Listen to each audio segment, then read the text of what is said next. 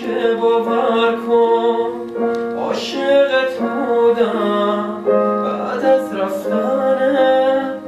حرفی میگی؟ بله. من که باور کن عاشقت بودم بعد از رفتنت. من تنها موندم، اگه ببینی منو تازه میفهمی عشقی که بین ماست نشد فراموشم.